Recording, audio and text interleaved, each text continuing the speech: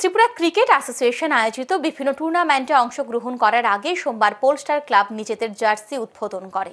এদিন ক্লাব গৃহে এক অনুষ্ঠানের মধ্য দিয়ে তাদের জার্সির উদ্বোধন করা হয়। উপস্থিত ছিলেন ক্লাব সভাপতি গৌতম সরকার সহ অন্যান্যরা। জার্সি উদ্বোধনের পর দলের খেলোয়াড়দের হাতে জার্সি তুলে দেওয়া হয়। পাশাপাশি এদিন পোলস্টার ক্লাবের ক্রিকেট দলের ঘোষণা দেন ক্লাব সভাপতি গৌতম সরকার।